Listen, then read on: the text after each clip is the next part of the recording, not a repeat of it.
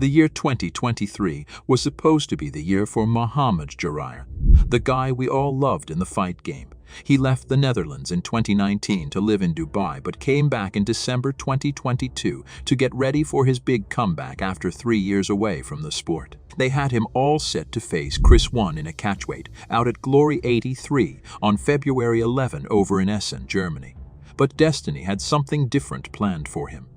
Let's dive into today's video and witness how a kickboxing champion became a criminal kingpin. Now, let me give you a bit of backstory on Jaraya. He's from Essen and grew up in a Moroccan family. His dad's a butcher, hailing from Dar el Kebdani, and his mom's a housewife from El Aoun Sidi Melouk. Can you believe it? When he was just 10 back in 2006, he was glued to the TV watching Badr Hari throw down in fights. Around the same time, he started kickboxing at the Colosseum gym in Utrecht. That's where he hooked up with the Fighting Talents crew, led by trainer Hicham El Gouei. At just 16 years old, this talented young kickboxer signed his first professional contract with Infusion, and by the age of 18, he had already clinched his first title with the organization. His journey to success involved intense training sessions in Den Bosch with notable fighters like Bilal Lukali and Ilyas Boulaid, all under the watchful eye of his coaches Usama and Hicham El Gouei. In 2014, at the age of 17, he became the world champion in the featherweight category by knocking out Mohammed Jaraya in the second round. One of his most memorable moments came on February 27, 2016, when he participated in a historic fight against his fellow countryman Norden Ben Mo in the Infusion organization. Despite a tough loss against Tefan Özgünen in Eindhoven, he was determined to seek redemption, and a rematch was organized on April 29, 2017 in Antwerp, though victory eluded him again. In January 2018, at just 21 years old, he signed with Glory, making his debut against Miles Simpson and later moving up a weight class. He faced ups and downs but ultimately returned to featherweight. His journey also involved a fight alongside the Badr Hari vs. Rico Verhoeven main event in December 2019, where he secured a victory against Massaro Glunder. So, after his big win against Massaro Glunder, Mohammed Jaraya decided to make Dubai his new home sweet home in the United Arab Emirates. He was living the high life, posting all those envy-inducing pics on Instagram. Villas, yachts, private jets, fancy watches, and luxury cars, you name it. But then things took a dark turn back in his hometown, Hertogenbosch. On July 26, 2021, a grenade exploded at the Jaraya butcher shop owned by his father.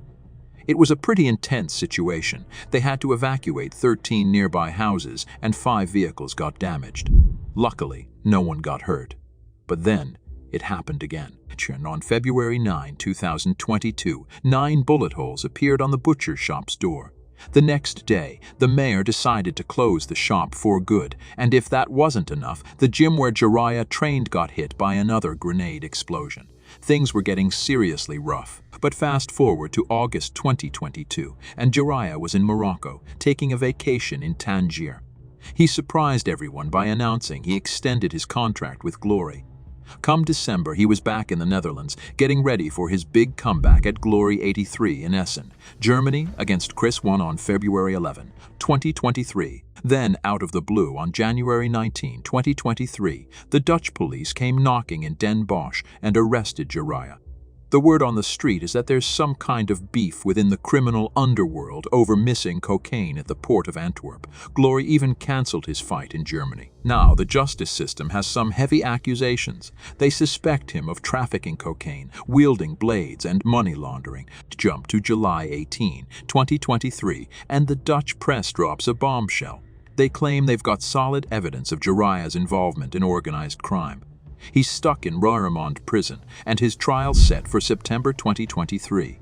The media is calling him a big player in the Dutch cocaine scene. Apparently, Jaraya even told the judge Ines Hertogenbosch, "I see my career going out like a candle." Ouch. Plus, some decrypted PGP messages reveal some pretty shady stuff, like talk of cutting cocaine with paracetamol and some violent encounters. Oh, and there's this incident from June 2018 where Jaraya was in a deadly fight that ended in a shootout in the town of Best. A guy named Yasin Majiti tragically died in the brawl. Jaraya ended up with 200 hours of community service and 3 months behind bars.